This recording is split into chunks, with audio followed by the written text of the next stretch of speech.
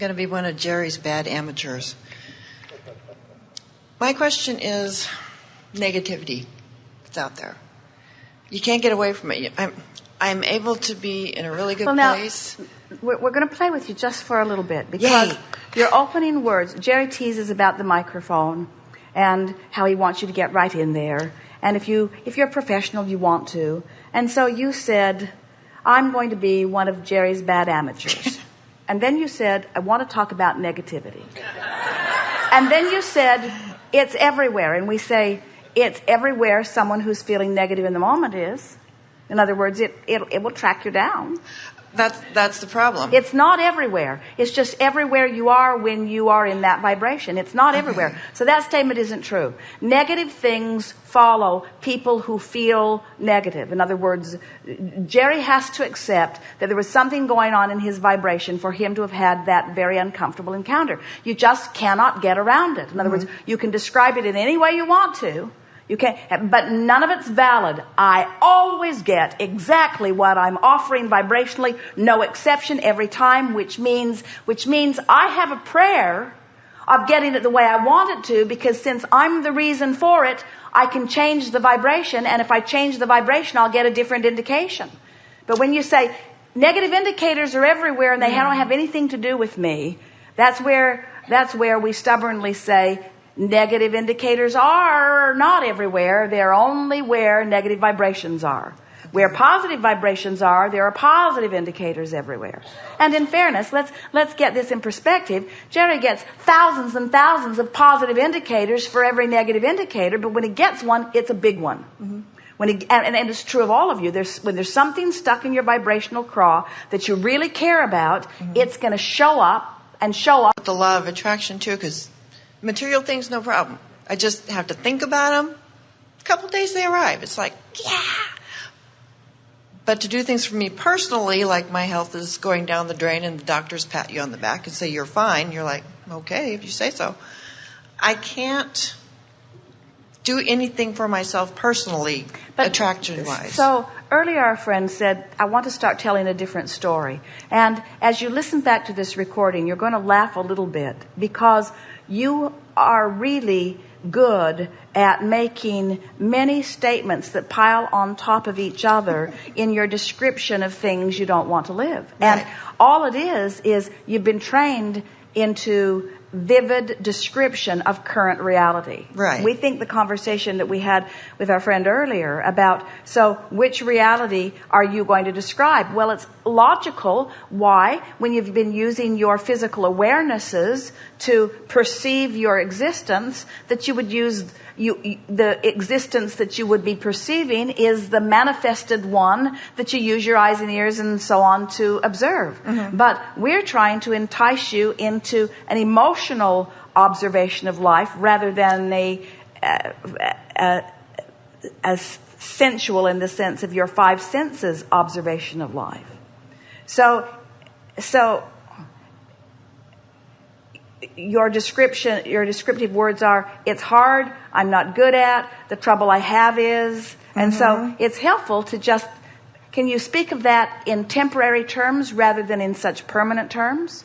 Can you say, I have had, but I'm moving from it, or I'm looking forward to a releasing of? In other words, just start morphing your story into a little bit more positive terms, because your expectation is what equals what comes to you. So what I'm doing is expecting negativity out there because I think it's everywhere. Because you've pronounced it everywhere. But you see, but give yourself a break. What? So I have this attitude, so the universe shows it to me. And now it's not just an attitude, it's confirmed by fact. So now I have this fact that matches my reality that I don't like, but there it is. So what are you going to do? Well, what most try to do is change the facts. But you get so lost in that. That's why. But so finally what you have to say is, never mind that, because there's too many moving parts. I'm going to find a way to emotionally take a journey and get into the vortex. I'm going to find a different vibrational vantage point. Here's the strongest statement that we can make to you. What you think and what manifests always matches.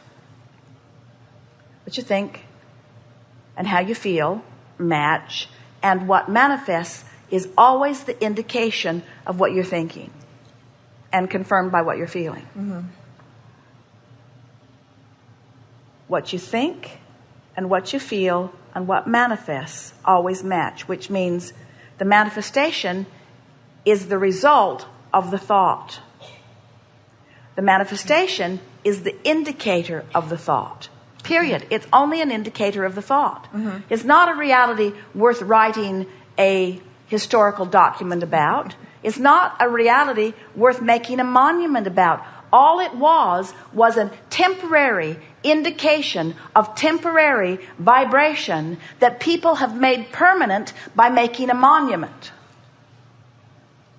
You make the monument and you say, everyone in grades 3 through 12 must come to this monument and behold it.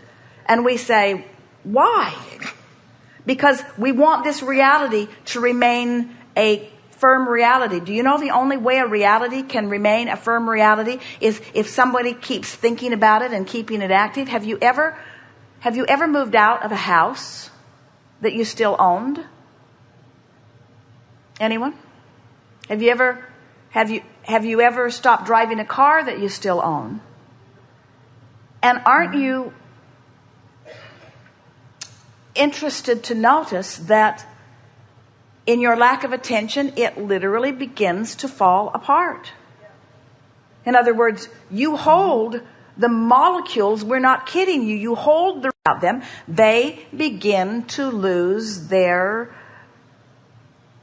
literal existence. Mm-hmm. You focus things into beingness. Now, you have to be sensitive to vibration in order to really get that, because it takes a while, because when something has been thought upon long enough that it becomes a physical reality, then it takes a while for it to wither, but it always does. The dust to dust thing that you talk about. So, did you get that? Did you feel that sort of settle into place? So if everything that is manifested is an indicator of thought, then shouldn't I be able to get any indicator that I choose by my direction of thought? Yes. So, but if I am so objective and so good at describing current reality, then things keep changing because they must. Mm-hmm. They just change to more of the same. So if I want them to change to something different, I have to think different thoughts. And that's where, when I know what I don't want, I know what I do want. Mm. So give us an example of something vivid, something important to you that isn't the way you want it to be. And just begin, you offer us a statement about it, and we'll find the other side of it. And together, in a very short period of time, we'll move your story into a better place. Okay. The biggest thing that happened was I had a best friend. We hung out. We did everything together. She knows about Abraham. She was extremely jealous. We went on the Caribbean cruise. We came back, and we were still up. We were just like jazzed and everything. And her mood and her attitude just went down and down and down. And she started dragging me down with her, and I had to say, I can't do this anymore. All right, now, I had to cut off the relationship. So now a lot happened there fast because we didn't cut you off soon enough. So it's all right. So let's walk back through that story. So okay. So in essence what you're saying is, I had a friend whom I have loved, mm-hmm. and we have thrived and prospered and moved forward together. Mm-hmm. But then, for reasons unknown to me, is that accurate? She took a dip in her vibration. Mm-hmm. So let's just take it that far. My friend lost her connection with Source. Mm-hmm. So what's the equal and opposite of that? Regaining your connection to Source. Or that you could say that. Mm-hmm. Or something softer might be, she found her connection to Source. She at one time had a connection of Source, which mm-hmm. now she doesn't have. But sometimes, so you hear that? So sometimes my friend is connected to Source, and sometimes she isn't. Mm-hmm. So now we want to just ask you a really simple question. We're not going to ask the question, where's your friend now? Mm-hmm. And we're not going to ask the question, what happened to your friend that caused her to take a vibrational nosedive? We're going to ask a question that you can succeed succeed at in giving the answer. In other words, we're going to set you up for success with this question. Which feels better to you? To think of your friend in alignment or out of alignment? In alignment. Well, that's the only question that you need to ask yourself. In other words, because you can't do anything about your friend, but you can do something about whether you remember her aligned or you remember her out of alignment. Is that pretty clear? Yeah. So where you get hung up is, you, reality craving creature that you are, you say, it's too hard for me to imagine or remember her in alignment because now she's not. And we say, that's not a very good excuse. We say, which feels better? That's the criteria. Which feels better? Do you find yourself thinking about this friend from time to time? Oh, yeah. Even though you removed yourself physically, you stopped the relationship? Yes. So do you accept that this relationship is sort of an eternal relationship, that she's stuck in your vibrational craw? Do you accept that you have put a version of her into your vortex of creation? And do you accept that you can't look at her where she is now and maintain your alignment with your version of her? Correct. So do you accept that you feel better when you think of her in her vortex than you do when you think of her out of her vortex? Yes. And so what's the problem? I feel better when I think of this than when I think of that. And we say, so think of that. And you say, oh, that's all. That's like saying it's easier to take this route to work because it's the route to work I always take. Even though there are endless routes. Any of you have navigational systems? Have you ever noticed how many different ways there are to get to different places?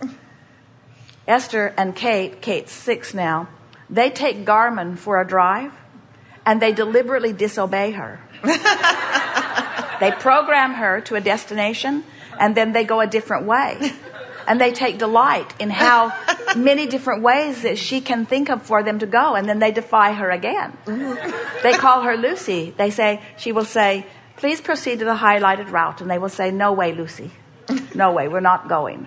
We want to see how nimble you are. We want to see how many ways you know. We want to see how many different streets there are. We want to see how many different things we might see on our long ride home. We want to see how this street interconnects with this one. We've been going the easy way for years and years and years and years. We want to show you a new route to get to where we want to be. Because there are endless routes to where you want to be. Endless, endless, endless, endless, endless, endless, endless. As long as you know where you want to be. I want to be in a good feeling thought when I focus on my friend.